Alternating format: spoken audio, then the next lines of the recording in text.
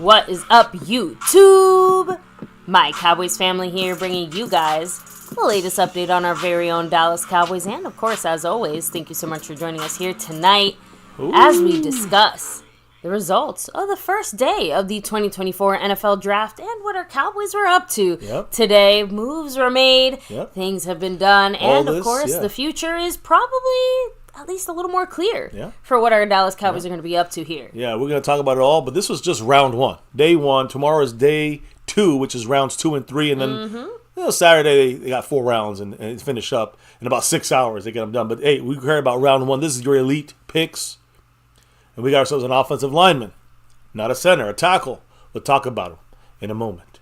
Well, before we get there, baby, let's talk about the people that make the world go around here at My Cowboys Family, starting with that sponsor of the week and the Cash App King. They share a title because it's the same guy. It's the man, McLovin. Ooh, thank you so much, McLovin, for showing the love. Appreciate you, of course. And speaking of representation, you see the man Zachary Carrasco bossing that stream around with 84 points. Yeah. And Jason Renfro is the membership gifting king. That's right.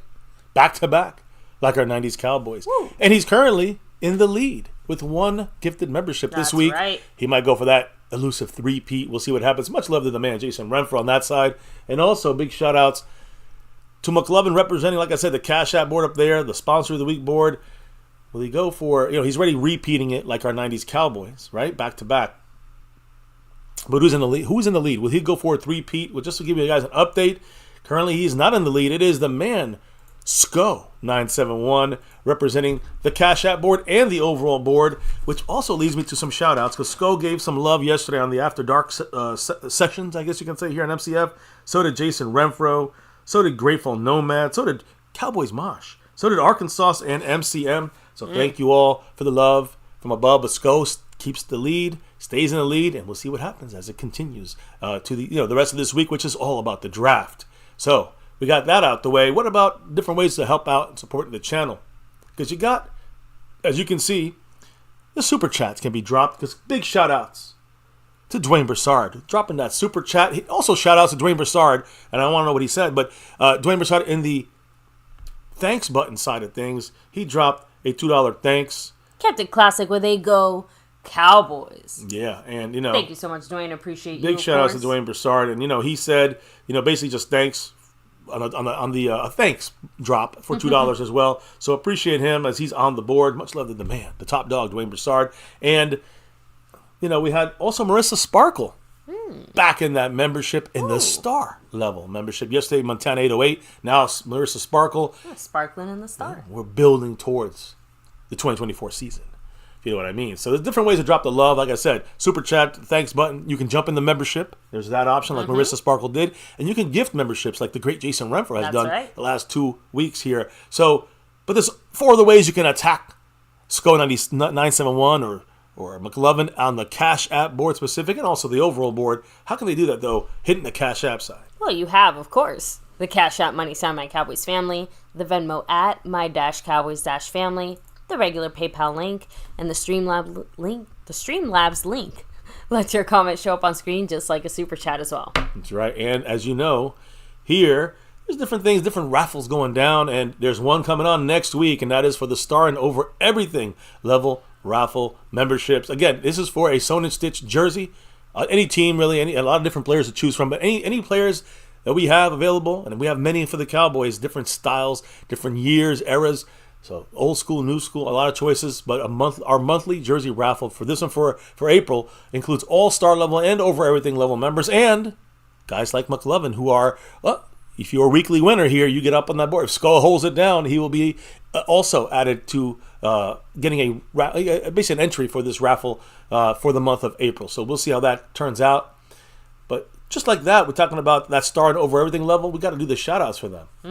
So thank you very much to Skeptical Fan, Jason Renfro, Lincoln Kane, Dwayne Broussard, Choctaw Montana 808, The Lunatic, and Over Everything, Sea Bass. Yeah, and I know you already shouted out and added there, but Marissa Sparkle as well. Yeah, I just wanted to make sure I added her to the ticker all the time when you're representing on that star level board. So much love to the star level membership. And by the way, one of those starting over everything level members, the Lunatic special raffle we're building up for it. Now, it's not going to be done tonight. We were originally going to do it that way. We had to give you guys such a little time, but we are raffling off 2 jerseys, 2 different winners for day 1, day 2 of the NFL 2024 draft. Sewn and stitched jersey, all kinds of styles. And we talked about this already. Great quality, authentic, like the whole thing. A lot of players to choose from. But, baby, how can someone get in this raffle? And then how can they increase their chances to win one of these fantastic jerseys? Not that we pick for you. You pick. That's right. Again, you drop $10, bam. You're already automatically entered. And the $10 is cumulative, right? So, once you get up to 10, you're entered. Every additional 10 on top of that is more entries. And they keep on stacking. So, unlimited entries there. Yep. If you're an MCF member, though, once you're officially in the raffle, you do get a bonus entry as well. Once you hit the $10 mark, in any navy blue, silver, star, or over everything level, you up your chances a little bit more. Not just by stacking them, but then you get a bonus raffle entry from the membership. So thank you guys on all that side of things. And again, the perks in the membership. Appreciate you guys participating in this raffle, the guys that are already in here. And of course, special love. Shout it out to the Lunatic for making this happen.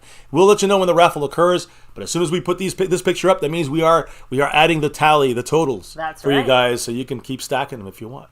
That's that side of things. I think we did all the housekeeping because you see here our first round pick.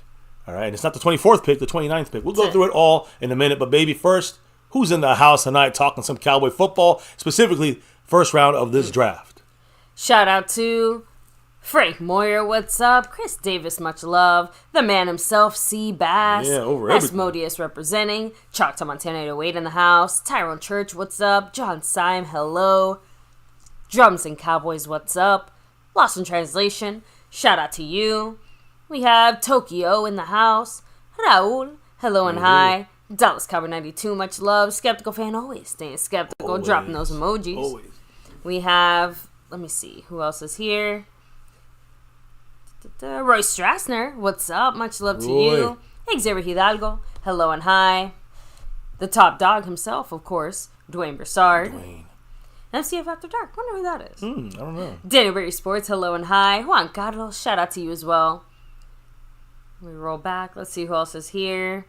Tornado, what's up? Representing. Jason Renfro, shout out to you as well here. Kevin Bilbo, much love. Aztec Aguilar 04, hello and hi. So with that said, baby, let's get rolling. Yes, because no more leaving the people waiting. Now, first and foremost, but before we even go that point, baby, by the way, this raffle going down, it's only for the people that drop the love here. If you drop the love on After Dark, it doesn't go towards the raffle. It's only for the My Cowboys family. So, and also for the family. Again, we haven't got on video here. We've got on After Dark a lot of video there, but we haven't really got on camera here. Yeah. You saw our earlier video. Check it out. We'll show you a replay of our reaction to this. First and foremost, let's show us now in the flesh. Boom. Here we go, guys. Repping it on draft night here, round 1, day 1 of the 2024 NFL draft. So we're here repping some quarterbacks. Yeah. One that was in the 4th round. One that was in the first round overall pick of the draft. So, yes, Troy Aikman, Dak Prescott. I don't know. 4 + 8 is Roger Staubach. Anyways, let's talk about some. Welcome in, guys. I hope you guys hit the like, subscribe, notification bell. And let me go through some information here just really quickly before we get to the big news, which is our draft pick. The Washington Commanders. Fuck them. But the Washington Commanders officially retiring number 28, which was worn by former Redskin cornerback and Pro Football Hall of Famer Darryl Green. If you guys know Darryl Green, he was fast as hell. But, he's officially, that number is being retired in Washington. You won't see anybody wearing that. Now, brand Jordan, the Jordan brand, that actually, got signed Dak Prescott. Today, they have not signed any players from this year's draft class yet. Okay. But they did sign an undrafted player from last year's draft class, and that was wide receiver from the Los Angeles Rams, Puka Nacua. Oh, yeah. Okay, well, that makes sense. He's signing a multi-year endorsement agreement. He was the 177th selection. So he wasn't undrafted. He was the 177th selection of last year's draft. He joins other Jordan Brand ambassadors like Bryce Young, last year's number 1 overall pick. Peter Miller of the Jabez Marketing Group said that they negotiated this agreement, but just trying to say here, basically the Jordan Brand adding people to this. They got Dak, they got Puka Nacua, so they got Bryce Young. So you see where they're kind of heading with that when it comes to that Jordan Brand for the NFL. Now, The draft was today, of course, round 1, kicking it off. NFL Commissioner Roger Goodell, he had underwent back surgery like 3 weeks ago. And he's recovered well, no issues there. But you can see tonight it was, a little uncertainty about his big jumps, and he was ramming into people, hugs, big bear hugs. It wasn't as crazy tonight for him. Yeah, he tends to definitely be a little bit rowdier. Yeah. So today that's the reason why. Silly there. He does tend to be a little bit more rowdy. So you could see that he was also like holding himself, like, I don't say stiffly, but like that's what I'm saying. Like he Guarded. didn't look as like more laid back as he usually does during this kind of draft process. Agreed. So, you can obviously see that the recovery's taking a bit of a toll on him. But he did it. He made it. Yeah, he was got out through there. Day one here. Yeah, night one. Did his job that he gets paid. He got booed a lot. Millions and millions and millions of dollars Cowboy to do. fans are like the leaders of the booers against him. But let me just go back for a second. I'm going to refer to your jersey right there, Dak Prescott. Why? Because there's an NFL draft story that kind of shaped NFL history. And it happens to just one player, Paxton Lynch. You know how we're involved in that. But the Chiefs, they were picking the 28th spot. In the 28th spot when we drafted Zeke in the 4th overall pick, and then we had Dak in the 4th round, Dak Prescott. But the Chiefs were picking 28th in 2016, and they had a lot of interest in the Memphis quarterback Paxton Lynch. However, of course, the Broncos jumped everybody, traded up to 26 and got him. Denver gave up picks 31 and 94 to do that trade. The Chiefs would have had an extra 3rd round pick, the 91st pick, to offer in a trade up for Lynch, but the NFL took it away because they were tampering in free agency when they were trying to sign Jeremy Maclin. So they ended their chances to be able to trade up as much as the Broncos did to get him. So they had to just wait and hope, and they didn't get him. Again, Lynch's agent confirmed the next day that the Chiefs and the Cowboys, Jerry Jones, wanted this guy. So luckily we didn't get him. And as a result of that, of course, we ended up getting Dak Prescott, right? But the Chiefs traded out of that 28th spot instead of drafting the 28th pick there. They went back to the 37th spot, and they selected Chris Jones, defensive tackle, who, of course, monster right now in the NFL, right? So the next year, the Chiefs were without a quarterback in a way. They were in transition. So they went, and they were looking for a quarterback. So they decided to trade up from the 27th pick, and they gave up a lot of picks to go up to the 10th pick. And who did they draft for that 10th pick? Patrick Mahomes. And that's the rest of the story. So Kansas City went from having interest in Paxton Lynch, ending up with Chris Jones, and, of course, a year later, Patrick Mahomes. And it's been history. It's been a dynasty since, basically. But the Cowboys, again, not saying not about Patrick Mahomes, but we were involved in this because we were also trying to get Paxton Lynch. And even if we had Paxton Lynch, we would have been really bad the last 8 years. But on top of that, of course, 8 years in that span, we haven't won anything either. So would it have been worth it? Maybe we got better draft picks. I want to see the Cowboys win all the time as much as possible. But that is a little history there. I thought interesting to kind of shape not just the last couple of years. Right? This is history here because of what the Chiefs did with just a Paxton Lynch move, which is one little player in the mix there in the draft. So for tomorrow, rounds 2 and 3, day 2, NFL's going to have former and active players announcing selections on the Friday night, day 2, round 2 and 3, shoutouts or whatever, the reading of the draft picks. Chad Hennings is the Cowboy player that's got picked for that. Defensive tackle back in the old day. You remember the 90s. You got 3 Super Bowls. He's scheduled to announce the Cowboys' 2nd and 3rd round picks tomorrow, Friday night in Detroit. The U.S. Air Force. Remember, he was a U.S. Air Force pilot. He also won 3 Super Bowls with the Cowboys in the 90s. Not a dominant player, but just a good enough player to just, it was a high pick, but a good enough player to really, give us what we needed with the other guys around him, whether it was Casillas or Russell Maryland and many others. Anyways, that's the guy who's going to be calling out the selections tomorrow night. Now, a thing to monitor for the Cowboys in this draft, and not just today. Again, this is about trading up or down, but hey, the Cowboys, if they really want a player, they can trade up a little bit, especially after this first round, because the Cowboys, like I said the other day, have an NFL high. You max it out at 4 compensatory picks. So the Cowboys are guaranteed to have 4 right now because after the draft, you don't get any more taken away. So we really would have 5, but we can't have 5. So we actually have 4. We lose the 7th round comp pick. That's fine, and we have 4 higher draft comp picks. and you'll hear from it in a little bit when you hear from Jerry. But he straight up, kind of agreed with this scenario and the way it ended up working out.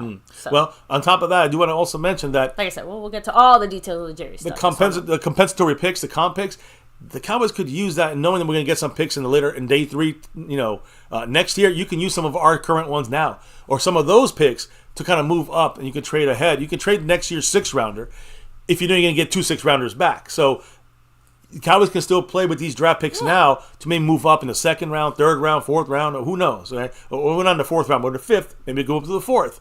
Just some options, ideas. By the way, a little side note, and I think some people really bought into this too much. Tony Casillas, I just mentioned his name. He said today, quote, before the draft, "Sources tell me that Jimmy Johnson will be in the Dallas Cowboys war room for tonight's NFL draft. Your thoughts? # great dream, # advisory board." Obviously, I think Tony Casillas was trolling, joking the fan base.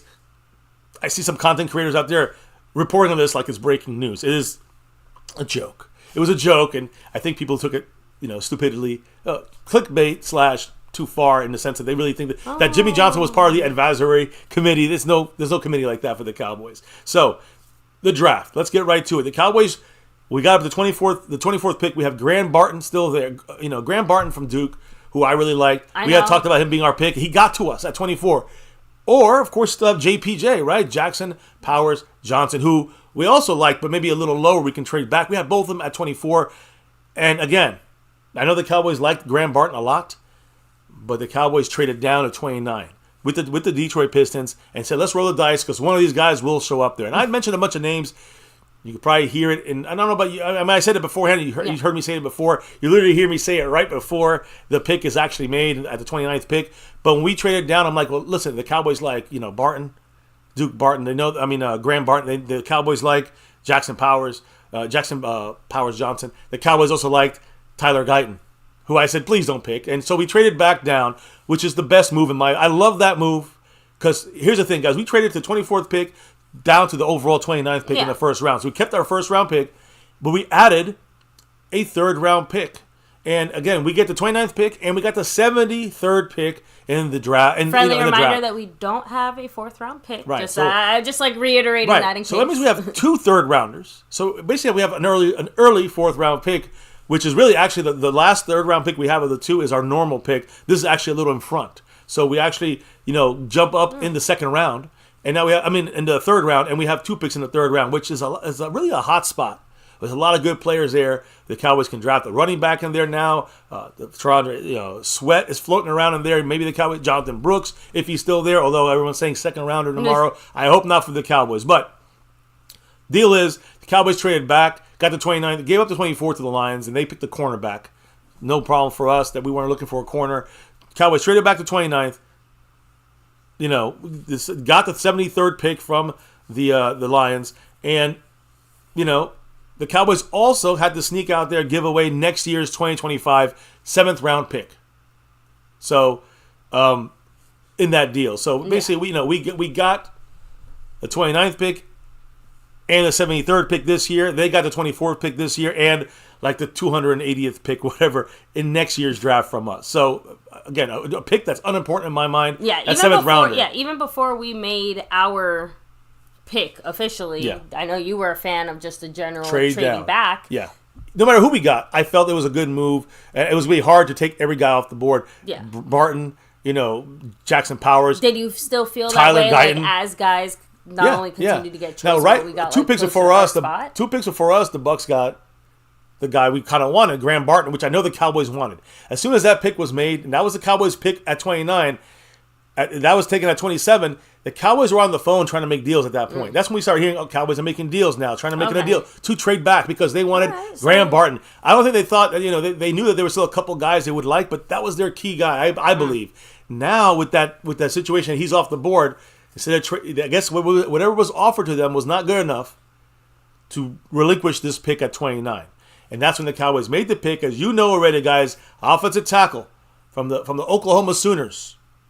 First round pick number 29 for the Cowboys, Tyler Guyton, which is the name that I was scared to hear this day. I know the Cowboys liked him. I know that there's been a lot of talk about the Cowboys, maybe favoring him if we trade back. And that was kind of my fear confirmed. But again, here's the question I'm going to ask. And we're going to go through a little bit of Tyler Guyton. But Tyler Guyton Would you rather have him an offensive tackle, not a guard or a center? Would you rather have an offensive tackle, probably the 7th or 8th best tackle in the draft? Would you rather have him and that 73rd pick in the 3rd round, or would you rather have just Graham Barton? Because I believe the Cowboys have a plan for the inside. We still have, at the end of this draft, JPJ is still there. Yeah. And the other guy, Zach, I always forget his damn name. Zach Frazier, I think his name. I'm not even sure. But these are the guys, I think, at center, West Virginia. The Cowboys are kind of thinking they might still be around there. So in that 2nd round, maybe in the late 2nd round, which we pick, yeah, and that would save the center pick for me. I think we'd be okay if we go center there. If they go Jonathan Brooks and we have one of these centers available, I'm gonna be fucking pissed tomorrow. You're gonna, I would say, reserve your judgment until after you hear what Jerry and Steven said today. All right, I didn't hear it. I know you did the interviewing. I'm doing the analyzing. So we're gonna hear from you guys as well. You can drop the love so we can catch your comment. But we're gonna try to fly through this tonight because it is extra late. Hopefully tomorrow will be done a little earlier, so we don't have to go live so late. I know we got 75 people in the house. The good thing is appreciate you all. Should move a little faster. All it'll things be considered. 5-minute rounds, 3-minute picks. So and again, that 2nd and 3rd. Combination of obviously being the first night with all the 1st round picks, and also having what ended up being the 29th pick. Yes. In the draft. As you see him right here, take a look at him. You can see him here. Round 1, we got him with the 29th overall pick. The Cowboys selected former Sooner Tyler Guyton, after striking a trade that sent the 24th overall pick to the Lions for the 29th and the 73rd. Again, we gave him that 7th round pick for 2025. So what's his deal, guys? Tyler Guyton.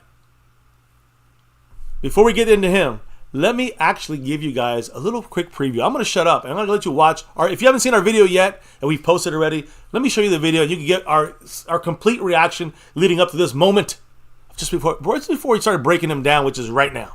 But before we get to the breakdown, let's go to the reaction from your boys and girls here at MCF, My Cowboys Family. Baby, let's kick it off. Let's see how we reacted to this move. Here we go.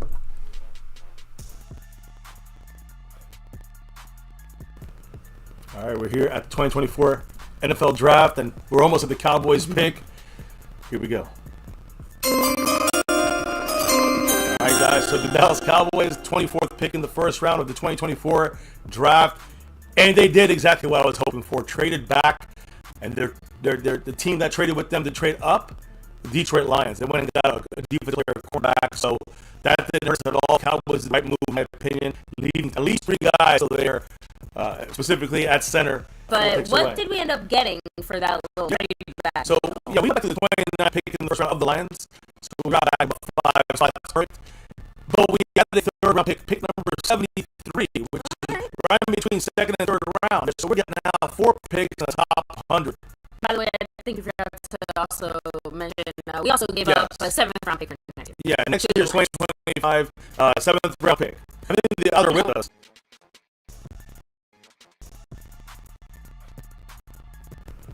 All right, we're here at the 2024 NFL Draft, and we're almost at the Cowboys pick. Here we go. All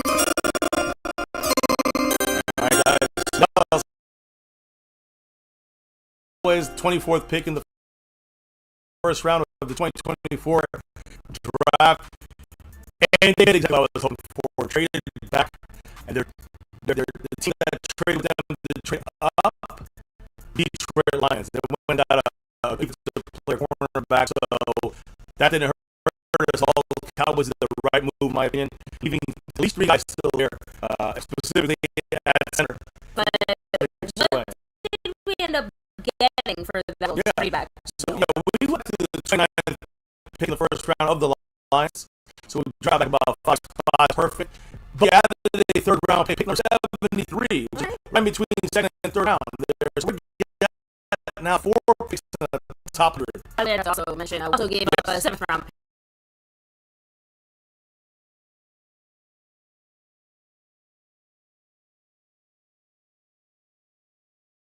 That. Let me see, is it working? Don't even know. There we go. Sorry, guys. Obviously, major technical difficulties. That's not happening anymore. We're not going to play that video. Let me know. Make sure we sound okay. Yeah. I think we should be all right. Let me see. There we go. Sorry, guys. Obviously. Okay, there we go. Okay, we're good. Perfect. There. You can watch our reaction if you want to see it.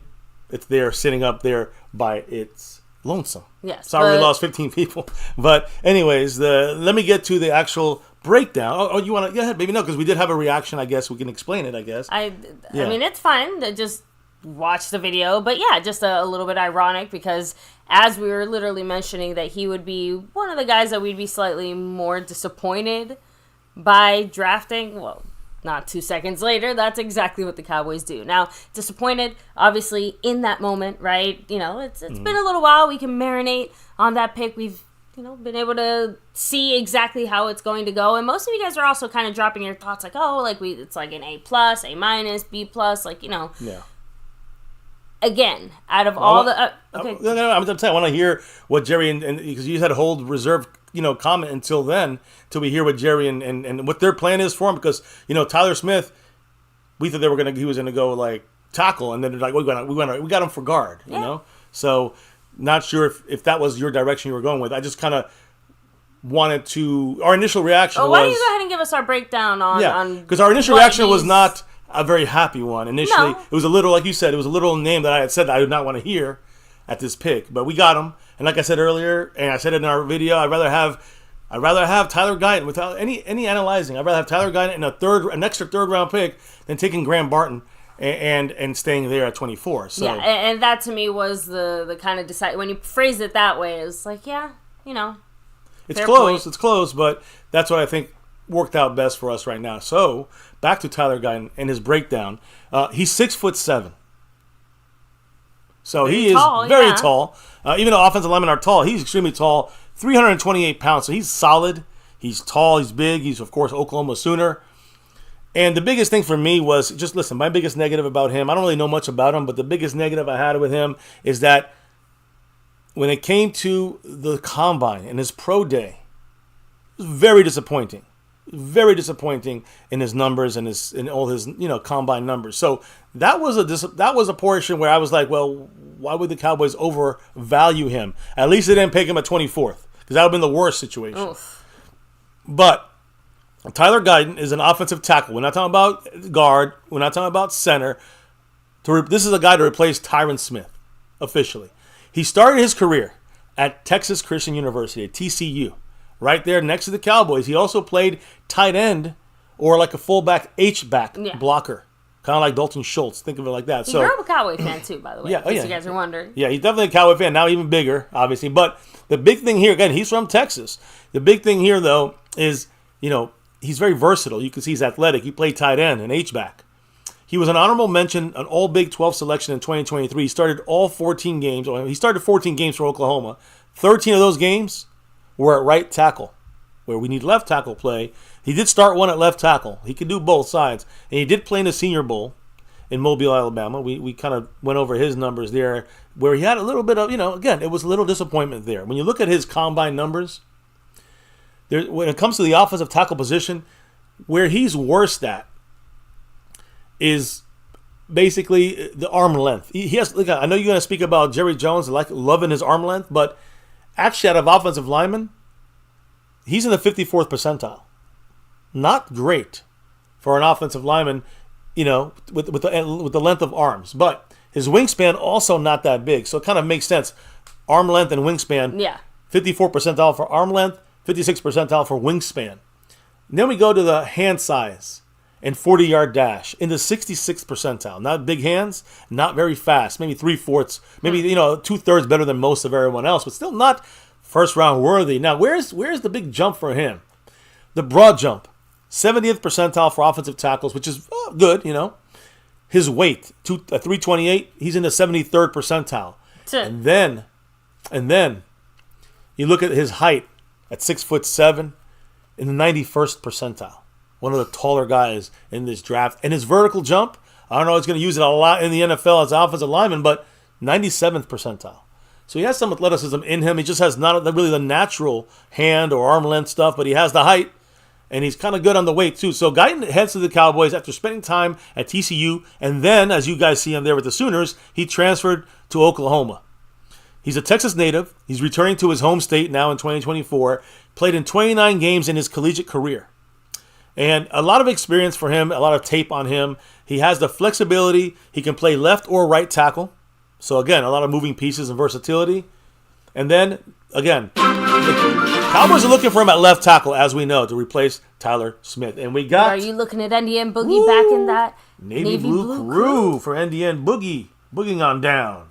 Thank you so much, NDN Boogie. Appreciate you. And hey, drop him if you got him. Yeah, he's got the ability to gift memberships and drop, some emojis there. So, much love to the man. Yes. NDN Boogie. He also just finished saying with his membership message, you'll see that pop up on the screen here in a minute. He said, I like the pick. Go Cowboys. Go Cowboys. And listen, I did not like the pick initially because I know the back stuff. Are you hearing my combine kind of breakdown? You're hearing not that fast. Doesn't have the long arms, the wingspan. Weight, height is good.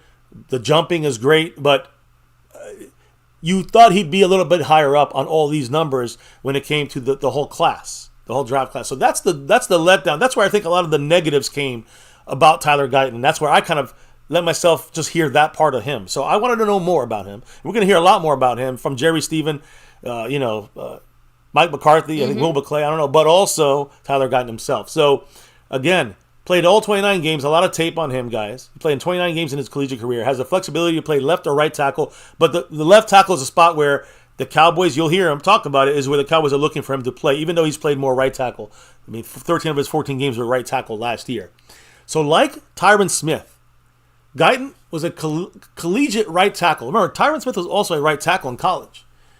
But Guyton also, like Tyron Smith, plays with length, balance, drive, and finish. Even with the shorter arms, unlike Tyron Smith, and the wingspan, unlike Tyron Smith, he still knows how to play very well with the balance side of things, driving, finishing, using his length. So this is a player that can get out in space with pretty smooth abilities and punish defenders, and while at the same time also mirroring the speedy edge rushers that he's going to have to contend with in the league at the left side. He has very light feet, so he's smooth. He also resets the block with strong hands. Even though they're smaller, strong hands, and he's got the technical side of his handwork, and the placement of his hand needs improvement. But that's what he's going to learn in the NFL.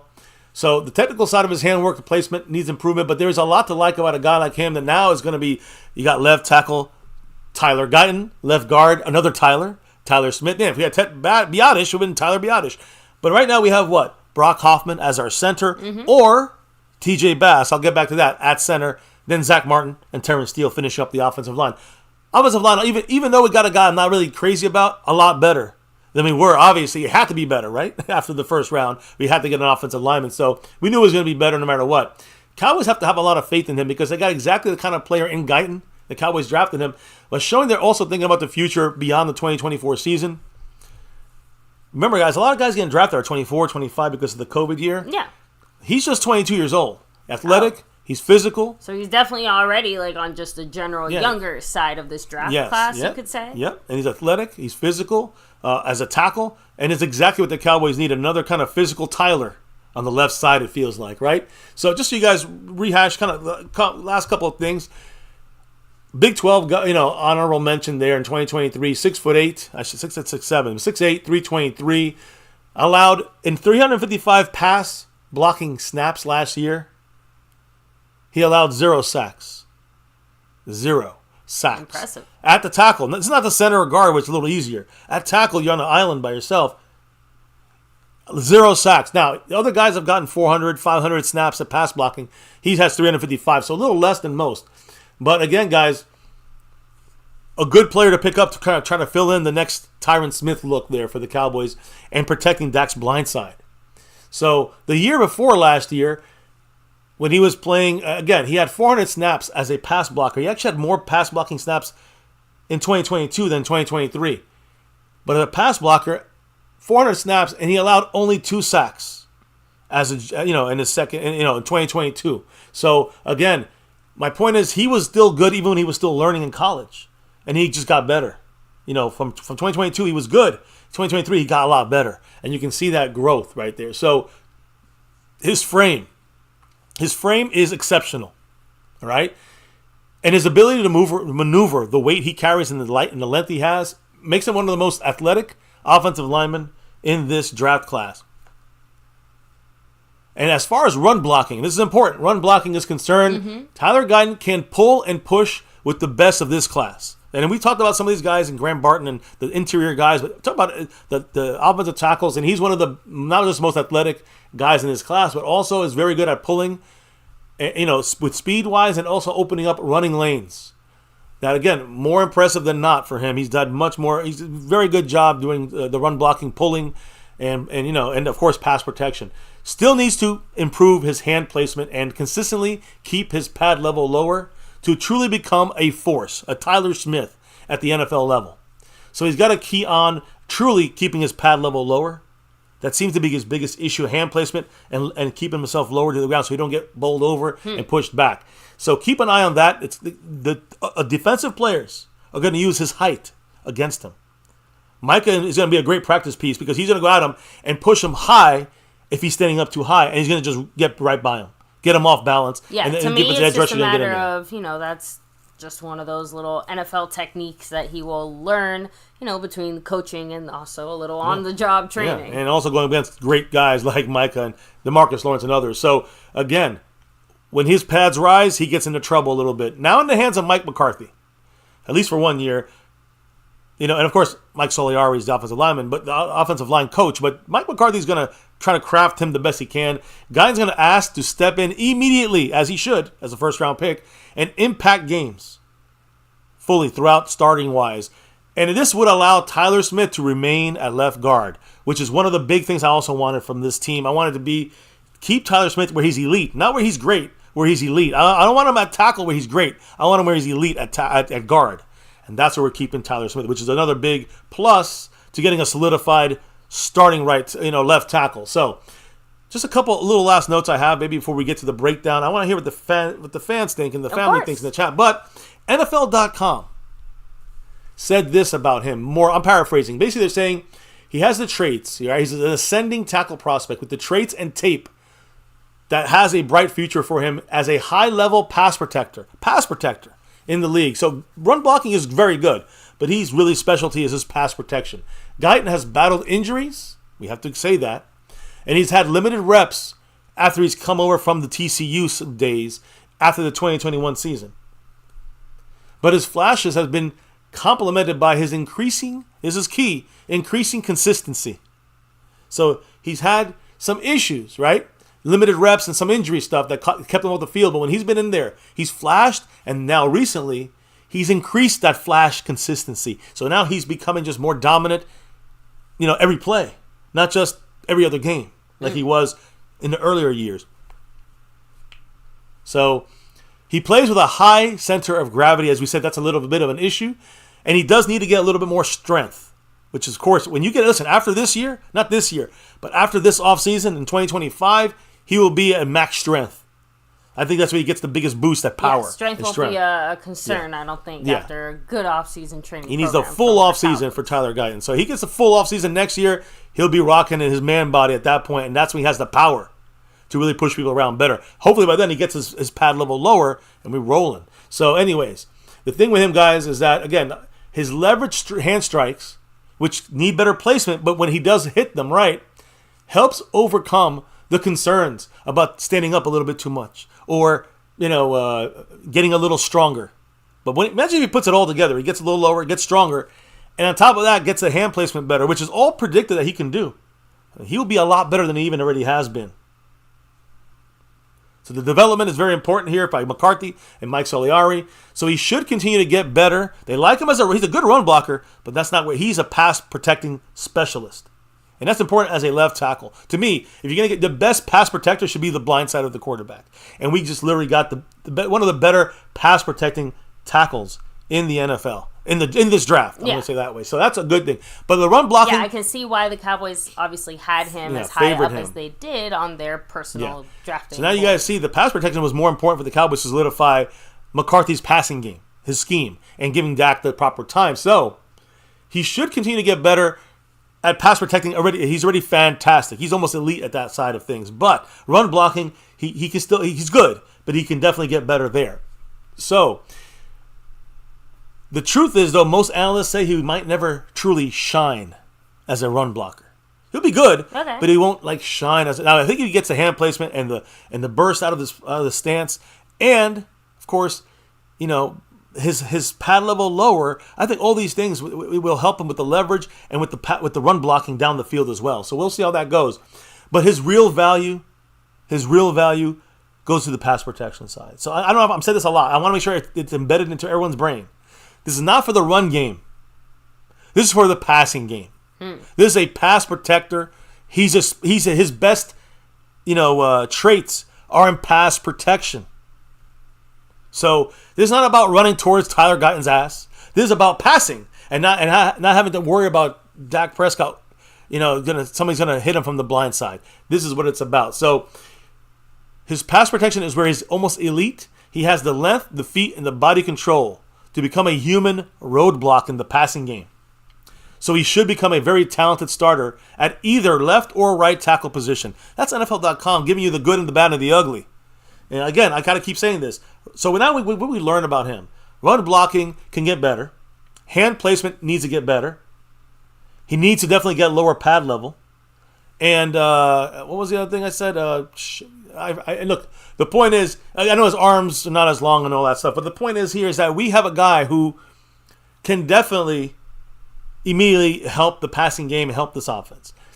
The NFL Draft Network, they decided to also give a little breakdown on him. Basically, they highlighted the fact from TCU he was a former tight end and H-back, and he transferred to tackle position, mainly right tackle. He's one of the premier athletes at either tackle spot this year. He's an elite mover, so he can still push people around in the run game. But he's extremely gifted athletically, especially in the pass protection side of things, and he glides in space, touting one of the most explosive lower bodies in the entire country.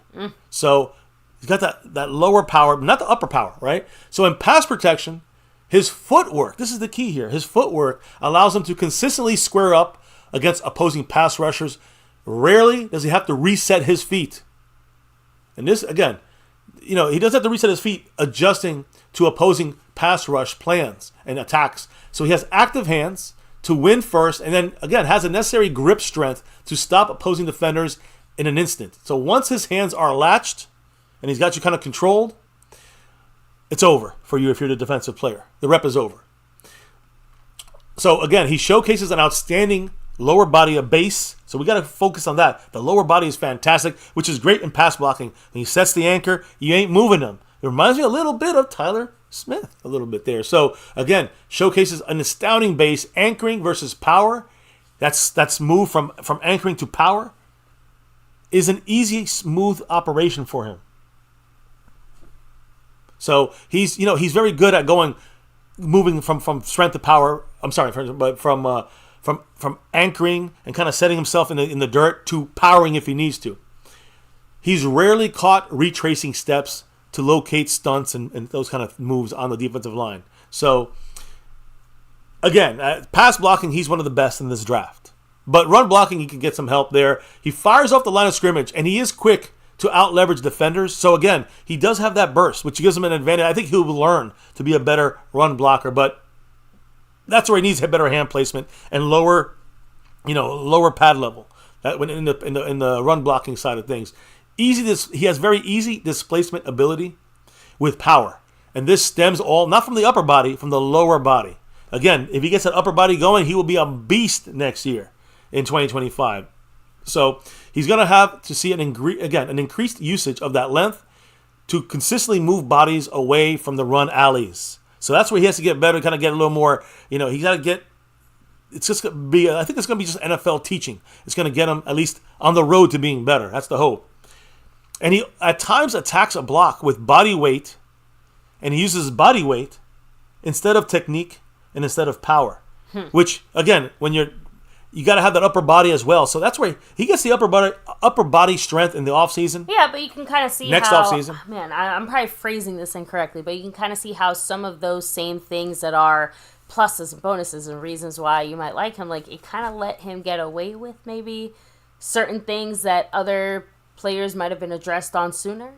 Mm-hmm. So, like I said, I hope I am explaining myself correctly. So, but yeah, basically, it's kind of like, I know you always say this, not exactly a one-to-one comparison, we always joke, but you always joke like, oh, Shaq, you know what I mean? Like, what another guy can do when Shaq does it, you know, he'll get penalized because it just looks so much worse, and again, vice versa.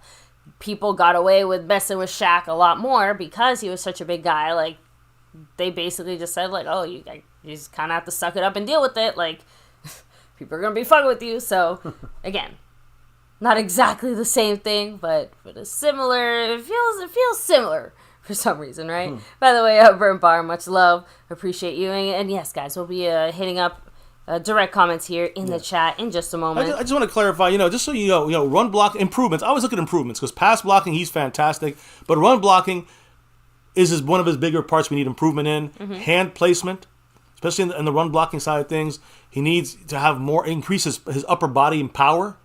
And he has short arms. Can't really do much about it. Shorter arms than most. I mean, he's still in the 45th. He's like halfway in the mix there. But can't help some of these things. Some things you can help. And I think that, he is I'm gonna kind of say, if the Cowboys are looking for a pass blocking, left side, blind side offensive lineman, I'm not mad about this pick. I'm not mad about it. So I'm not loving it because what are we gonna do at the inside? And I'm thinking, guys, that if the Cowboys do not get a center tomorrow, it's gonna be a battle between Brock Hoffman and TJ Bass. Remember TJ Bass, and you guys brought this up. I think Tyrone Church, someone brought it up yesterday, that TJ Bass was the starter over JPJ at center. So, and Bass has been the guard and hasn't really played center for us. So I think Bass, I'm kind of changing my mind a little bit. I think he and Brock Hoffman might be fighting it out for that center spot, which is not going to get me a lot of happiness there. But I think we can also draft a center, and then we'll be set. If we draft a center in the second round, we will be set at starter. We'll be set at backup. We'll be set at the offensive line in every single direction. So that's kind of what I'm seeing. But we do currently, it looks like it's TJ Bass and Brock Hoffman fighting it out for the center spot before round 2. So again, Guyton's got to get better at the run blocking. He's got to get a little more upper body power. He's got to get better hand placement. He's got shorter arms. But these things, I think, are going to be, we can overcome these things, I'm hoping, especially in a Mike McCarthy offense. That's going to be a lot of passing. A lot more passing than running. Trust me on this. So, I don't know. How do you guys, I know you kind of said how you feel, baby, but how does the family feel in the Chizat? So, Mr. Seabass said, well, it's the pick. We might as well let it happen, right? John Symes said, I look at it this way. Guyton's a good pick for 3 reasons. Good quality player who could start right away. Keeps Tyler Smith in his prime position. Correct. Extra 3rd round pick. You read the reasons why he's good. Now I read his pass protection. I love the pick for the offense to be good on offense passing the ball. That's what it's about for this offense this year. Not that I want it or don't want it. I know some of you guys want to run the ball more. Not happening. This is a pass protection master. But he's not the greatest run blocker. And he's the 7th overall tackle in this draft, which is, we had the 7th overall tackle when Tyler Smith was drafted, right? And he ended up being the first tackle that we've been picked in the redraft now. Mm-hmm. So, I have faith in any Cowboy pick as an offensive lineman in the first round, even if it's Tyler Guyton. I wasn't happy. The initial reaction. I do like the fact that, he is specifically there to pass protect and have a very efficient passing offense. And he will help us do that. So I'm happy for that. And for the future, too. He's young. A lot of great things about him. Already a pass-protecting elite kind of player. Got to increase that run-blocking side of things. And that's going to come with a whole year in the offseason. James Herr in the house with that Brandon Cooks $3 burning holla. What did James Herr have to say, baby? Thank you very much. I believe that was a Streamlabs drop. Yes, it was. By the way. It was. Thank you. Thank you very much, James. He said, I dislike this pick. What did Dallas do with Prime? Tyron, Travis, Martin, nothing. The pick should have been DeJean and let me see. Yeah. The pick should have been let me see. It said DeJean. Yeah, there we go. Yep. DeJean and move him to safety. Last time I checked, the defense got carved up by Love. Safety R, and then it kind of. Yeah, but I want to make sure. Let me put the camera on because I want to actually address that quick. Much love, James Herr, but I do want to address that real quick because I do not agree with that. Not at safety. We have 2 starting safeties already, right? And last year we needed 3 safeties because Dan Quinn used a 3 safety kind of what is it called? A heavy nickel defense. 3 safeties, 2 corners. This year we're going 3 corner back to a regular nickel. 3 corners and 2 safeties. Our 2 safeties are Malik Hooker and what's his name? Gee, I can't believe I forgot his name now. And Donovan Wilson. Those are our two starters. Jaron Kearse still a free agent. He's not with us. And we got Marquise Bell. And we have what's his name? Thomas. What's his name? Number 30. How can I forget his name? Man, he's.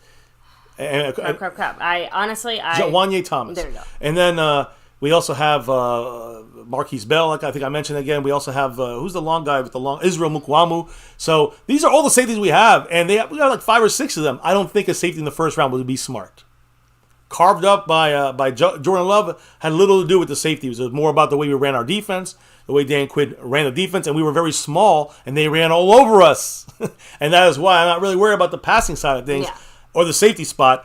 I'm worried about stopping the run on defense and maybe better coaching next time. Dan Quinn fucked us, so maybe we'll fuck them over in Washington when we play them. But that's my point. I want to address that because. Yeah, I would not go for a safety. No way in hell. We got 2 safeties. We got like 4 or 5 safeties. And they're going to be in the rotation. When we throw a guy in the mix, a first-round pick is going to be a backup in the first year. That'd be a wasted pick. It'd be a wasted. You want to get a starter, and we have a hole as big as the Grand Canyon on our left tackle spot. So now at least that's closed up. It's a good pick. Better than a safety. I'm saying it. So, much love, James Hurd. But we disagree. We disagree there, but it's okay. Zachary down to 80 points on the Stream Boss. That's right. What is his family saying about this pick? So, let me kind of roll back a little bit here. I see James Hurd said they need a safety who can cover the field with range. Strong safety can help run stop. Donovan Wilson's a strong safety. He's great at run stop. But we're not talking about. No, I'm saying I'm talking to James Hurd and his comment. Because he actually kind of added on to that. And he just said he wants somebody who can help with the run stop, which is Donovan Wilson. Already doing that. And Malik Hooker is a very good actual free safety that can cover the back end. That's when we had 3 safeties. I don't know if we're going to have 2 who have more issues, but he was single high safety a lot of the times last year. And he had no problems. He didn't get beat deep. So I disagree with James Hurd on that one. Just saying, we can have disagreements. It's okay. Of course. So I'm trying to roll back here. Radical Noah said we needed a tackle. He was the best one there. You can always get a center anytime in the draft. Well, not anytime. But there's definitely a couple left still. Dustin Roberts said the upside is off the charts. I agree. Tokyo throwing out there, and Will McClay we trust. That's what I'm saying. In the end, I got to trust the WMC. You know what I'm saying? Will McClay. Because he's the guy that makes things happen. And, he's hanging on by a thread while the Joneses are, kind of saying, doing their mishaps on the war room. He's trying to keep everything, a buck. So... let me see here. No, we kind of touched on a few of the Radical here. said that's why we got the extra 3rd round pick. We could help get more. I agree. I said earlier, I'd rather have Tyler Guyton and the 3rd round pick than Graham Barton and no extra 3rd round pick. I agree. Like I said, definitely that is the better of those 2 options. Yeah, and Radical agrees. He loves the draft so far. We'll see how we will feel about this going forward. We got Mickey High Night. That's got to be right. I got to be real about that. Dan Quinn obviously screwed us over. You watch the highlights and you watch the breakdown. You see we have, a bunch of defensive backs against 22 personnel. We're going to get run over, which we did. We're going to get crushed, which we did against a team like the Packers who went at our run game, a run stop. We don't need coverage. We need run stopping. That's what we need right now.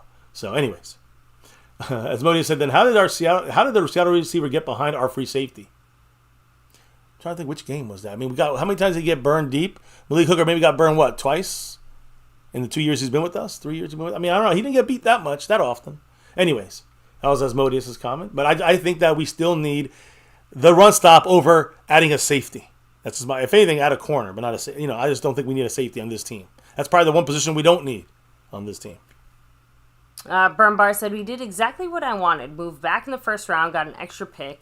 Said it last night. Hey, I said it as well. I said it on the literal stream. Trade back. And we traded back. I said it last. I've done a whole mock draft was trade back.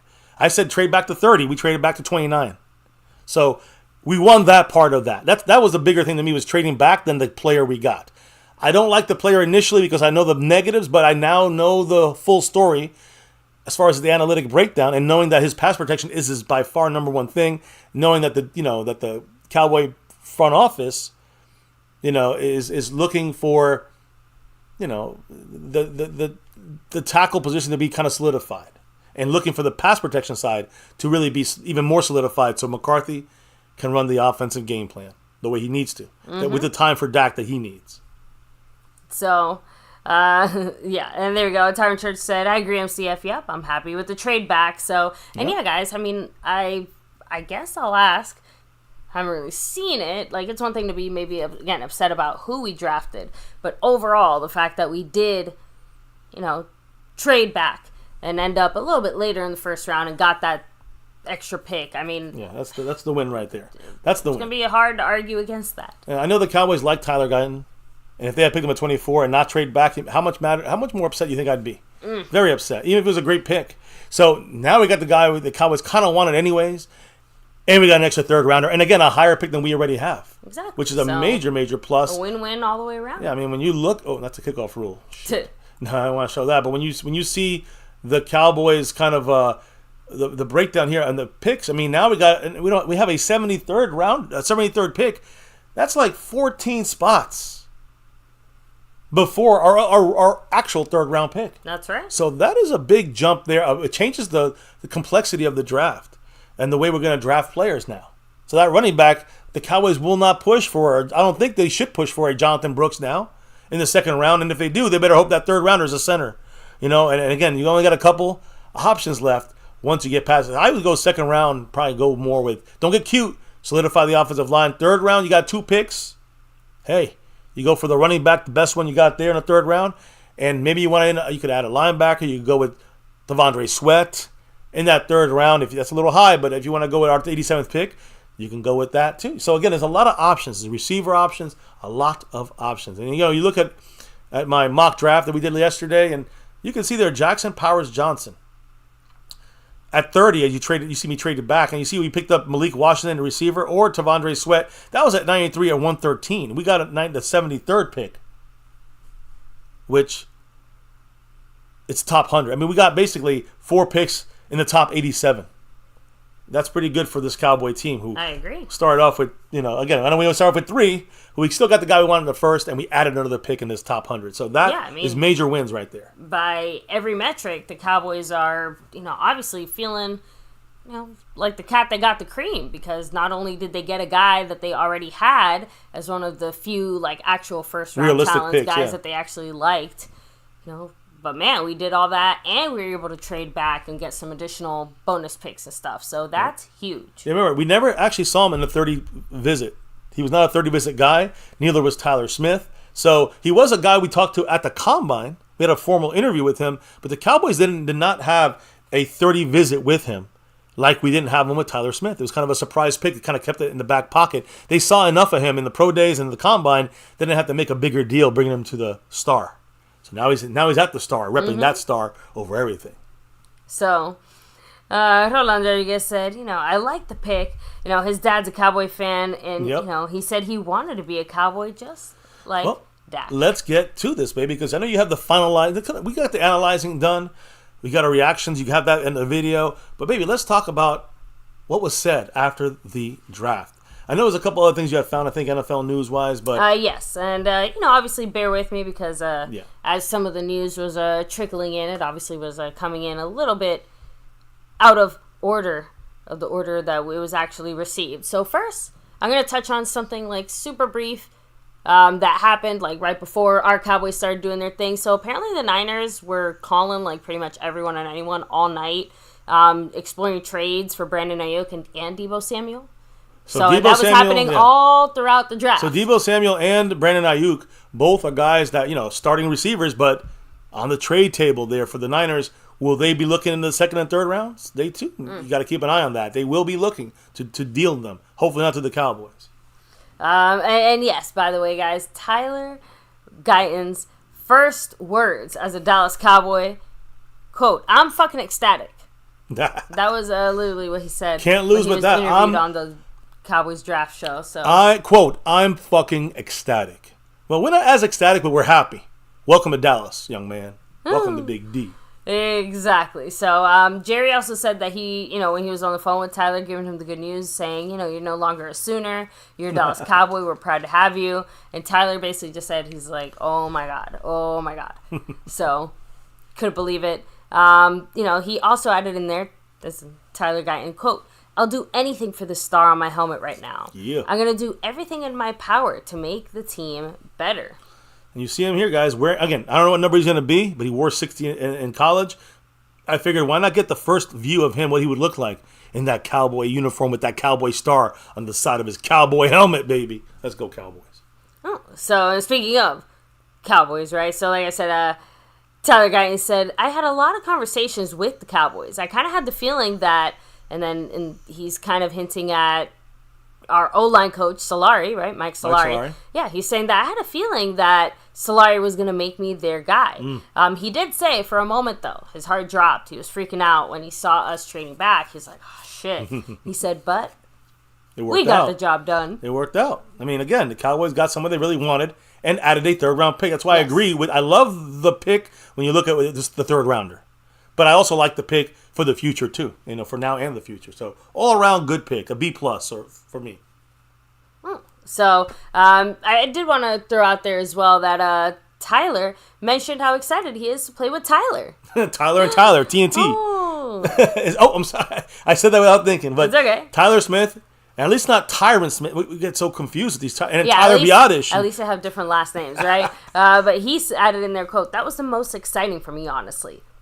I get a guard that's a dog. Ooh. I love how he plays. I feel like we're going to thrive together. I love his nasty edge and his ferocious mentality. Hopefully I can piggyback off of him. Listen, guys, this is a great thing for the future. Our left side is set. Our left side of our offensive line is set for the next 5 to 7 years. That's if the Cowboys front office is smart and number 60 here or whatever number he's going to be. But if Tyler Guyton can also produce like we think he should, like Tyler Smith, we're set for 7 years. Easy on the left side. Zach Martin, Terrence Steele, we'll figure that out when the time comes. Center, we got to figure out sooner. But our left side's set for a while now. Whichever coach or whoever quarterback we have. Exactly. So he, like I said, he mentioned that he was feeling like a little bit nervous when he saw that we traded back. But he feels like he's finally realizing his dream. It's coming true, right? He just got picked by the team that he grew up, loving and representing, and he gets to replace his childhood idol, Tyron Smith, on said team. So, I mean, hey, no surprises there. Something else to kind of keep in mind, he did not start playing football until, senior year of high school. A late bloomer for football. I mean, the raw talent was definitely there from early on. So, by the way, the whole little TNT joke, Mike McCarthy actually called them TNT. So hey, we already got that dynamite. Listen, I already see the T-shirts printed. Hey, baby, you might have to make one. But the point is, I do like, I'm not just about saying TNT, but I do like that the left side, I mean, this is a big thing to have. A left side, McCarthy named them, Tyler Smith and Tyler Guyton, TNT. It's that left side TNT. It's that left side explosion. Yep. And run blocking, that gritty nastiness that Tyler Smith brings.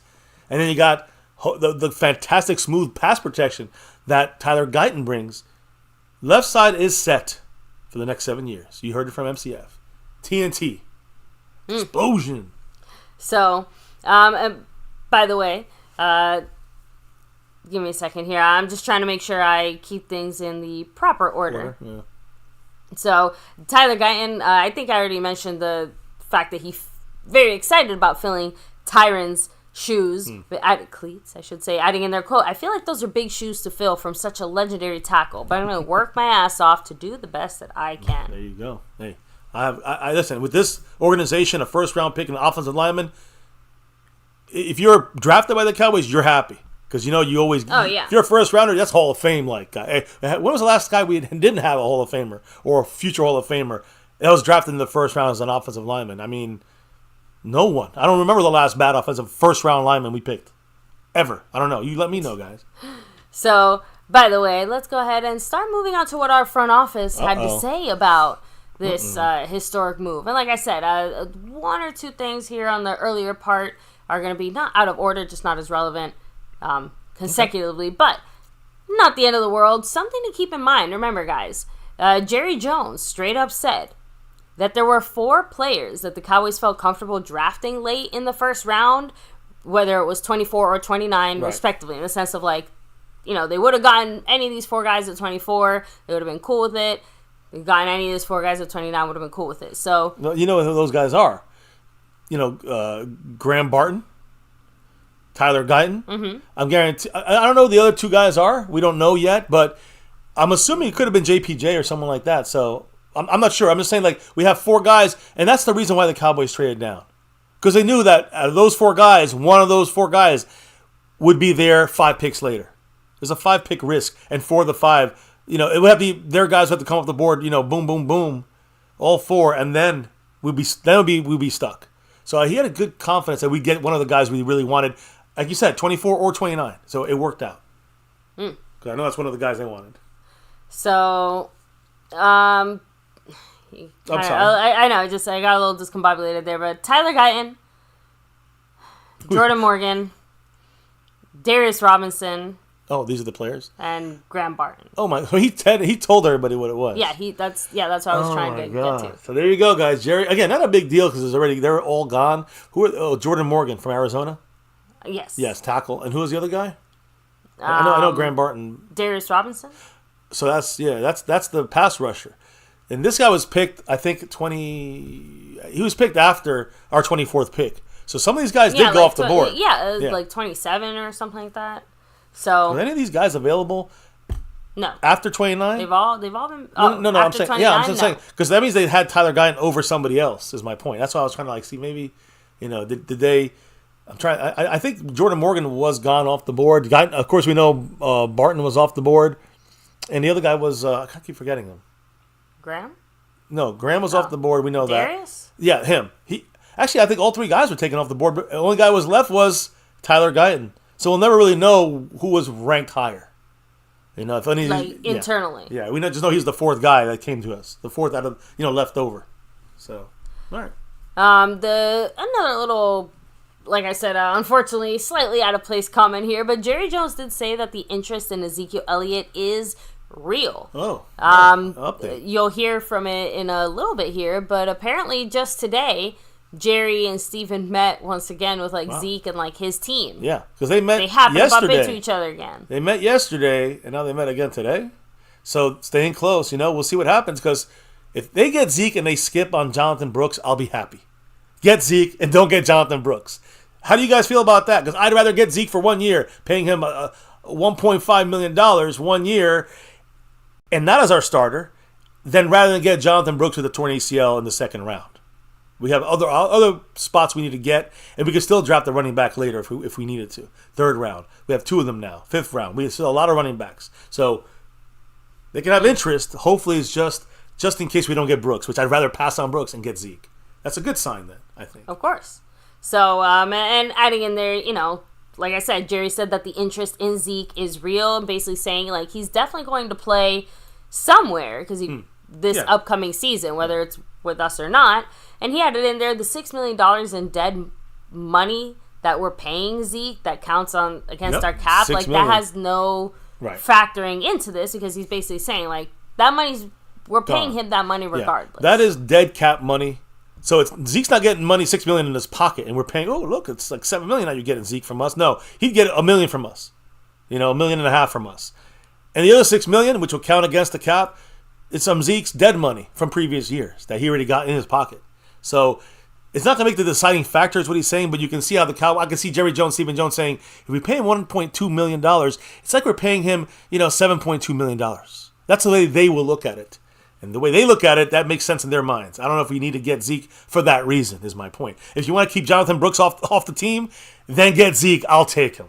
I'm not a big fan of Zeke right now to bring him on the team. I think a lot of fans will be like, oh, he's great. No, he's going to be a power back. He's kind of done with his major part of his career. He's not the starter. He should not be. But my point is, if that move lets us draft a running back in the 3rd or 5th round or 6th round, then make that move, keep Zeke, and draft the running back later in the draft, rather than going overboard and going Jonathan Brooks or even Trey Benson in the 2nd round. Because to me, I kind of hope they're both gone. And I'd rather go with Braylon Allen or somebody else in the 3rd, or one of our 2 third-round picks, or later in the draft. A lot of guys to get at running back, in my opinion. Anyways, baby, I'll shut up. Go ahead. Jerry Jones. No, it's all good. And by the way, just to make it... Actually, no, we'll go ahead and save that comment here. in a little bit, but Stephen Jones said that the team had fewer than 15 first-round grades for this draft, just like overall, and that all those players are off the board. So they're already gone. It's not like there's anybody somehow secretly left or anything like that. By the way, Jerry, when he called Tyler Guyton to call and tell him the good news, hey, you're a Cowboy, he said, you're no longer a Sooner, you're a Dallas Cowboy. We're proud to have you. No Cowboys. Poor Tyler Guyton was just like, oh my God, oh my God, oh my God. So, let me see. I think we touched on his thoughts as far as like Solari being drafted there, the whole little TNT comment. So this is another funny moment here by our front office as they're discussing this. So, of course, a big part about this whole Tyler Guyton thing is like what that allows us to do with everything else. And Jerry Jones said that Jonathan Brooks, oh no.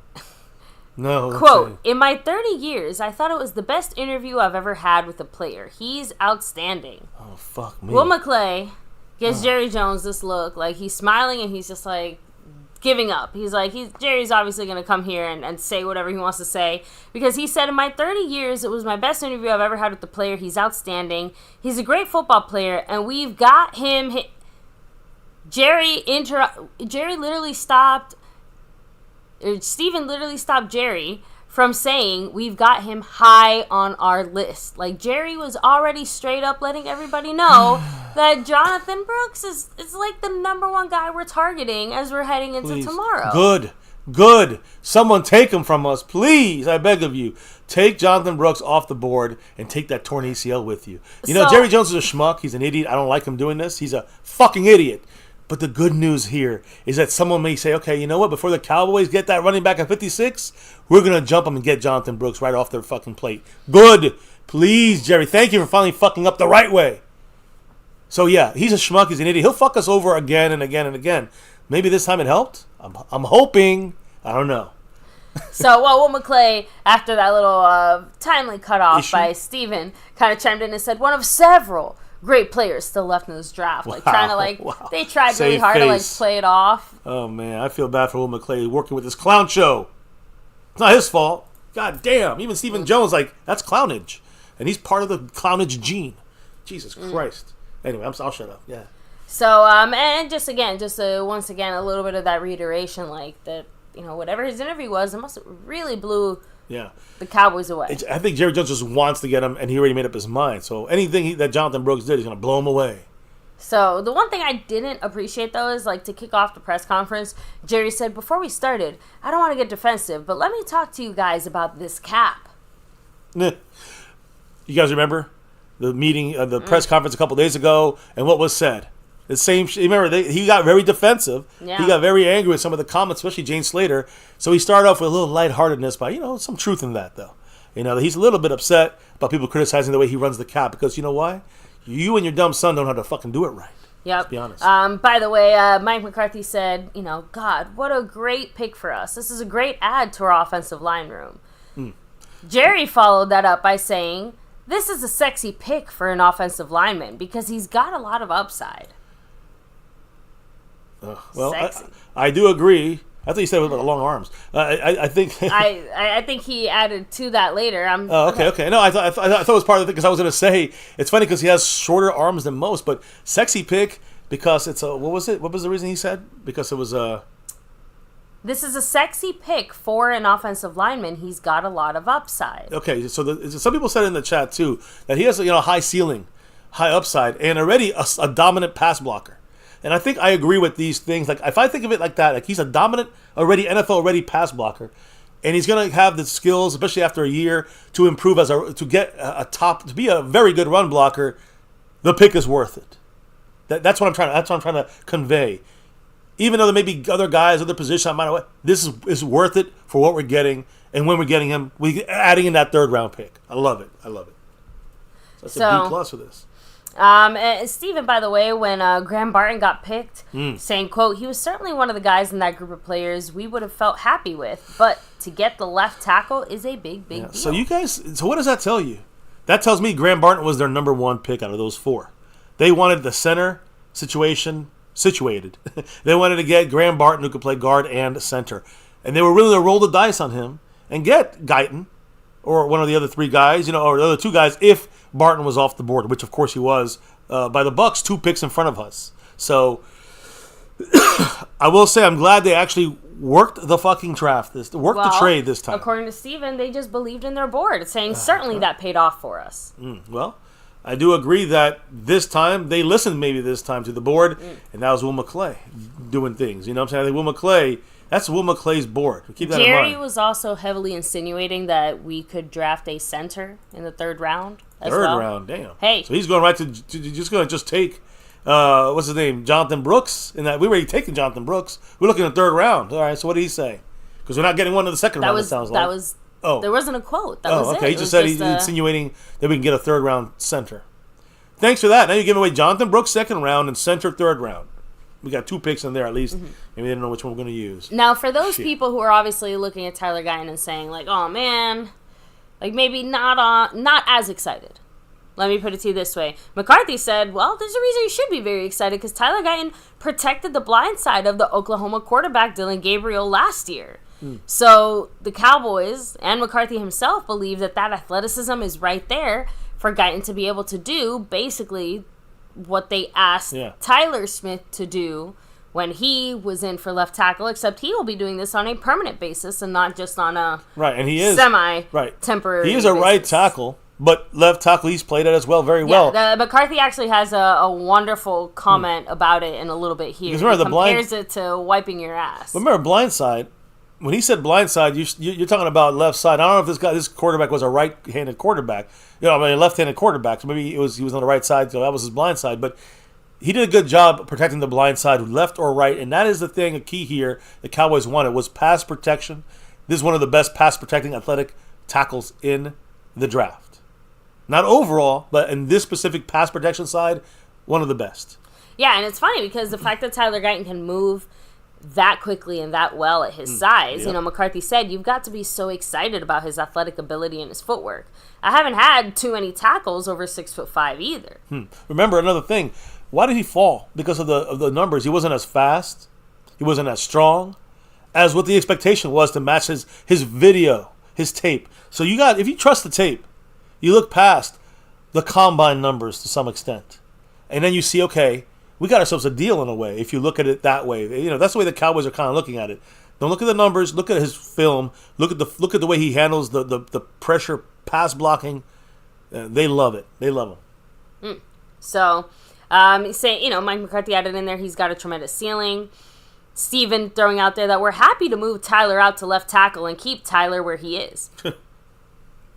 I think you can figure out which Tyler he was talking about there, right? Tyler Smith, moving him out. But look, the point is, Tyler, it's going to be a solid left side. And I see here, like Dak Delusional says that the quarterback in Oklahoma, the one you named in his junior year, or in 2022, Dylan Gabriel, he is a right-handed quarterback. Okay. I'm sorry, a left-handed quarterback. So thank you for that, Dak Delusional. So that's why his blind side is obviously on the right. But you got to have, it's different. There's certain specific things you got to know about protecting the blind side and just blocking on the right or left side. I know. So the blind side stuff is important because he has the knowledge as a left side, left tackle. He'll do the same things, and he's done it already, but he'll do the same things with the Cowboys and Dak Prescott to keep him nice and safe. So, by the way, this is the sexy pick comment that you were talking about earlier, because Jerry said it wasn't just, the reason he gave earlier wasn't the only reason he thinks that Tyler Guyton is a sexy pick. He said it's also because of his, quote, long arms and basketball feet. Oh. That's caught me off guard. That was a little weird. That was a little weird. I think the feet he's like the quick feet. Like he can really glide and move.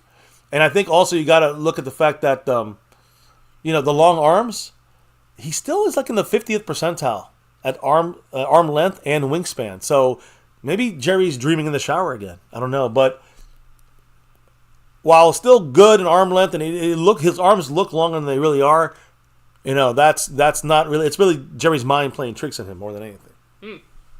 So, by the way, Stephen Jones also made it 100% clear they had little to no interest in trading out of that first round completely, saying the biggest thing was not to go back too far. So automatically, baby, I know you had said it earlier, like, oh, your hopes and dreams are kind of like, oh, like this is pre-pick, I would really like to see the Cowboys Like maybe end up after Graham Barton was gone. I said that, yeah. But once he was off the board, I'm like, just trade out.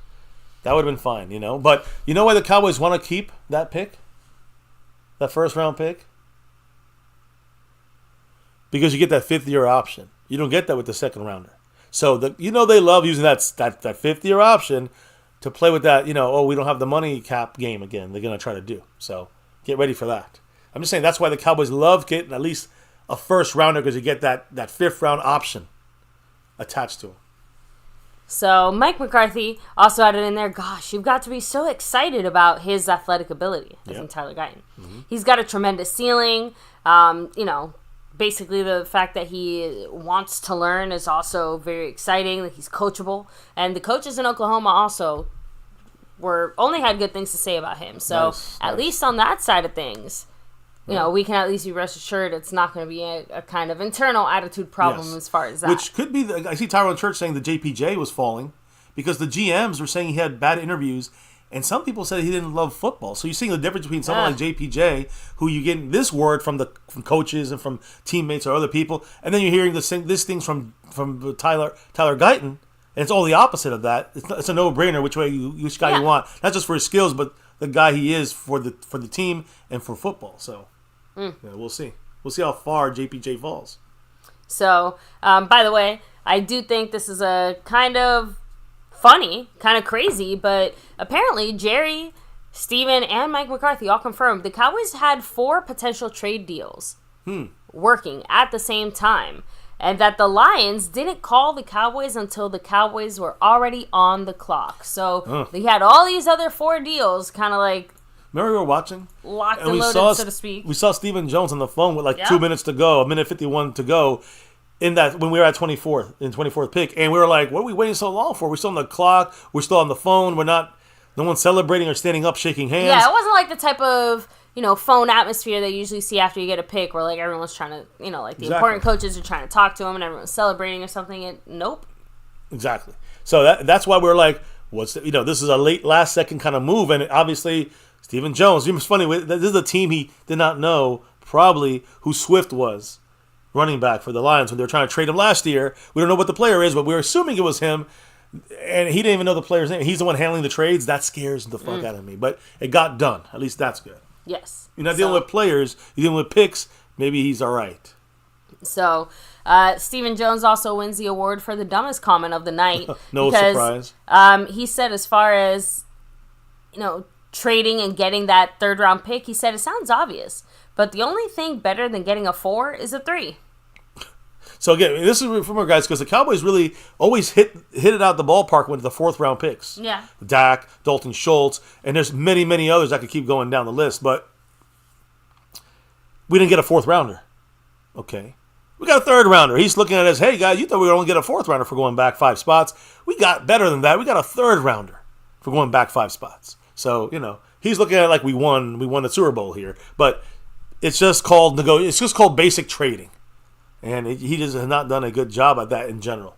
So, but at least this one worked out. I agree. So, Mike McCarthy also said that Josh Sitton once gave the best description of the challenges of moving from one side of the offensive line to the other. So, as we're about to do with Tyler Guyton here. Apparently, Josh Sitton told McCarthy, it's like wiping your ass with the opposite hand. That's not good. I don't like to hear that. How hard it's going to be for him to switch over. I feel like that's... Look, I'm not trying to follow that comparison any deeper than anybody. You say some word deeper in there. Listen, the thing, I think that is... look, funny as shit, but it gets the point across, and that's the point. Take some it's practice something that you know how to do, obviously. You've been doing it, hopefully, your whole fucking life. But all of a sudden, now you have to do it on the other side. The other way, yeah. So even though you know all these fundamentals, there is a little bit of a relearning process, I guess. It's going to be a little tough for him. It sounds like it's going to be a little tough in the beginning for Tyler Guyton to kind of get the hang of the left side full time. So we got a whole offseason for that still. By the way, Jerry Jones, pretty snippy here when asked about this. He was asked as far as the falling leaves of the receivers finally, the leaves falling. So we saw Ross St. Brown, right? He just got signed to a $30 million a year contract. So what does that mean with CeeDee Lamb? That's going to be like 33, 35 a year? What did he say about the receivers and the leaves falling? Yeah, well, he said, I haven't had time to think about them, but that's exactly what I was talking about. So he wants to pay more. Especially with those receivers. I won't express any thoughts on them at this time. They all impact, though. So there you go. So it just basically secures the fact that CeeDee Lamb was always going to be over $30 million. And Jerry's saying that it's not going to change. It's going to change a couple things, but we knew it was going that direction anyways. I wanted to see another leaf fall. Fuck off and get a deal done, god damn it. So, Jerry also said that he has not had time to think about the deals What? Yeah, go ahead. I'm sorry. The contract deals, yes. I'm sorry. Is there a problem? No, I thought you were talking about the trade deals. That's all. Okay, I'm sorry because you were repeating it. That's why I thought it was something different. So go ahead. Yes. I'm not repeating it. I haven't said it yet. Okay, go ahead, baby. I'm just saying. He just said he doesn't want to deal with that receiver stuff. Doesn't want to talk about it. He straight up he made that one comment. The last quote was kind of referencing. That's what I was talking about. I'm on St. Brown. That move is another leaf falling, and that's what he was waiting for. He claims. So, Jerry Jones seems a little. I don't know. He's a little old up there, don't you think? A lot old, but that was more or less it from our front office. Until more or less right before we went live. So yeah, that's pretty much it. Probably we'll have a few new things that they maybe trickled out and came out and spoke about or said or things like that. We'll have that tomorrow. Tomorrow's live stream. Which again, it was going to be filled with now 3 players tomorrow. 3 new players. At least that's where it stands now. It could go to 2, it could go to 5. I don't know. But right now, day 1 is in the books. And tomorrow, day 2 and 3. I'm sorry, rounds 2 and 3 for day 2. To me, it's the main thing is looking at this and seeing where we're sitting. Again, this is not the updated numbers here, but second rounder, 56th. Expect Jonathan Brooks if Jerry Jones has his way. But then we get the 73rd pick, and that's an earlier third round pick, and then the 87th pick as well. Was that 14 picks later? We pick again, so that is going to be major. For us to, hit on these 3 picks. To me, tomorrow is even almost more important. Because this was almost to me a no-brainer trading back. But now we got 3 major picks here. 3 major picks. It's going to really define the season for us. This is where we got to really hit it out the ballpark. Yes, day 3, we got, 5th rounder, 6th rounder, and 2 7th rounders. But you might get lucky with 1 or 2 players in there. Lucky. Some rotation time. This is where it's about. Second and third round is where you get the more starters, and we got 3 picks coming. So I am ready and excited. I'm hoping, we go center somewhere in there, hopefully earlier. I'm hoping. I don't mind running back. I've said this before. Either third round pick, use it for the running back. And at this point, if you don't want to go Tavondre Sweat, if you really don't want him, if the Cowboys have him off the board or they're willing to wait to the 5th round. You can look at receivers here. You look at linebackers here. There's a lot of good ones here. You can really strike a lot here at linebacker in the 3rd round. So don't be surprised. Running back in there, center in there, and linebacker in there. Unless we get someone like Sweat and we go interior defensive line. So that's another option to me. I think those are the 4 positions out of the 3 we're going to pick tomorrow. My guess. Could be a receiver in there. Could be, but I think that... it could be a corner in there, but I think linebacker, for some reason, I feel it coming in the 2nd, 3rd round pick and running back with the other 3rd round pick, and then hopefully center with that 2nd rounder. There's still going to be probably 1 or 2 good centers left. And like I said, Zach Fisher, he's the guy that I'm kind of eyeballing from West Virginia right now. If we get lucky enough and he gets down to 56, let's get him. Let's get him, please. Not Jonathan Brooks, get him. So anyways. That's all I got to say. Any last words you want to say before we wrap it up here and we hear from the chat? I mean, we're good? Yeah. I'm ready to see the TNT in action. Like I said, I have my kind of concerns. I have my whatever, but I give it a B so far. Yeah. It's hard for me to really rate it until we see exactly what happens tomorrow with that 3rd round pick that we acquired. The bonus pick. To me, that's going to be that's the real. That's going to tell us what cherry it's about. on top. Yeah. So, outside of that, like I said, I'm happy that we still went O-line. Couldn't have asked for a better situation considering the moves that other teams made. So Agree. I'm fine with this. You're fine. I'm just saying. B I plus was for me. definitely You said bracing B? myself for it to be much worse. So yeah, I give it a solid B. I'm giving it a good B plus here. But I agree with you though. It hangs on the third. What we do with that extra third round pick. And so we'll see what happens. Hopefully we'll see what happens with all three of these picks, second rounder and 2 third rounders. Hopefully it's good things coming tomorrow when we see what we get down with here for this team for 2024 and the new crop of rookies donning that star on our helmets. That's what it's about. And hey, he's not an Oklahoma Sooner anymore. He's a Dallas Cowboy with that star over everything. That's what it's about. So round one, welcome in offensive tackle at pick number 29 after trading back. Much love to offensive tackle Tyler Guyton. And go Cowboys. Ooh. So maybe hit up the chat. I guess we can do the shout outs because we are calling it a night. Yes. And then we'll be back tomorrow. Probably give you a couple of the reaction videos, and then give you a kind of a quick, another hour and a half, probably something like this, a breakdown of the guys we drafted. So a quick breakdown because Saturday, it's going to be just a quick breakdown at the end of the night, and Sunday at night we're going to give you the whole kind of grade after thinking about things and putting it all together.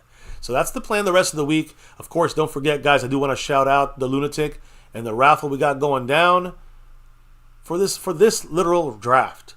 And it's going to be done probably, a little later, and let's say sometime in May for this raffle. But there's going to be 2 jerseys raffled off to 2 separate winners, sewn and stitched. You see he's wearing it tonight here, the jerseys. Sewn and stitched, any era, almost any player available, about 40 different players for the Cowboys, and really any team with at least a couple for each team available if you win it and you're not a Cowboy fan. Either way, everyone's welcome to get in this thing. Don't know when we're going to close it down, but it's not going to happen for a little bit, so you can keep building up your raffle entries. Why do I say that? Because you drop a $10 holler, and you are entered in this raffle. Once you're in, if you're in the membership, you get a bonus raffle entry. Any navy blue, silver, star over everything, you get a bonus raffle entry.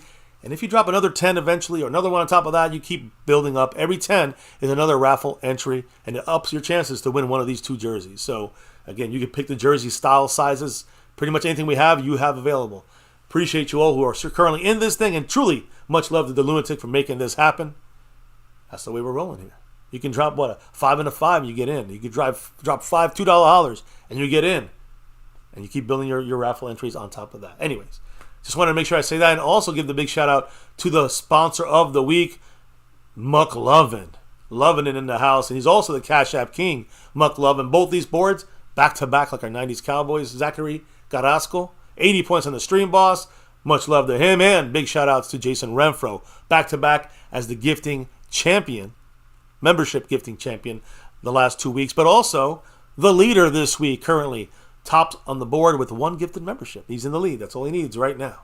When it comes to the leaderboard on the Cash App and the overall board, it's the same guy, but it's not this guy. It's SCO971, who does have the lead in the Cash App and the sponsor of the week, the overall leaderboard. So much love to all you guys on all of these boards. And again, an extra special shout out to those that dropped the love from above today. Marissa Sparkle, Dwayne Broussard, NDN Bookie, who's in the membership, Navy Blue, and James Herr. By the way, NDN Boogie, 5 away from literally getting 2 raffle entries if you wanted to. James Herr, 7 away. Dwayne Broussard, 6 away. You guys feel it, how it works here? Marissa Sparkle, she got 2.5 entries basically today, and really 3 because she's in the membership with that drop. So appreciate everybody in the house who's in this raffle. And again, a big shout out to the Lunatic for making this happen, for making this possible.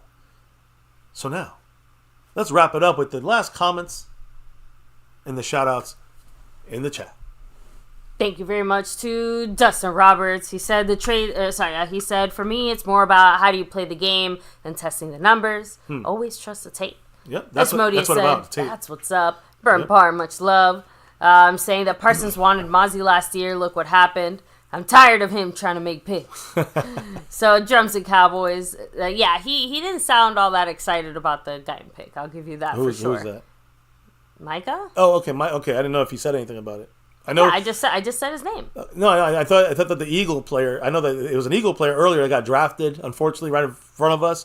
And he said, "How did they get lucky every year?" The Eagles. Mike was not happy with the good picks that the Eagles are making. Drums and Cowboys said the trade tonight was smart. Agreed. Agree. So Rolando Rodriguez, much love. We obviously 7-3 on our board is somewhere in the 3rd round, but no, we don't have anybody in mind for that one, Well, at 73 is what I'm saying. I said the positions, though. So, I think center, linebacker, running back. Radical Noah, much love. Dak Delusional fans, of course, the man himself, C. Bass, representing. And yes, everything. no 4th-round pick this year, guys. No. Remember that. But 2 third-rounders. So. After this trade down. Rolando Rodriguez, much love to you. Stick Aguilar 04, Tyrone Church. We have, let me see, Drums and Cowboys, even you, Beetlejuice. Tokyo. Who, me? No dark horse in particular.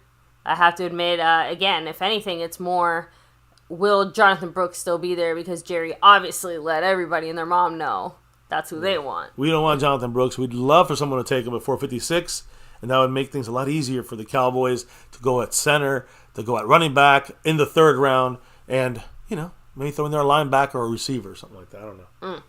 So, Gotham guy, much love. Take it easy. We have... Let's see. I'm trying to go back and make sure I don't miss anybody. Chalk to my 10808, of course. Asmodeus. Yeah, that's actually literally as far back as it lets me go. So, with that said, extra special shout out to everybody here on the board. You already gave them their proper dues and shout outs. But, baby, there's a reason that we do what we do here at MCF. Especially on draft nights. Why don't you let them know why we do this, baby, on the nightly? It's that navy blue, that silver too, and that star over everything. Win, lose, or draw, good, bad, or ugly. Here on this channel, MCF, we always rep that star over everything, no matter what.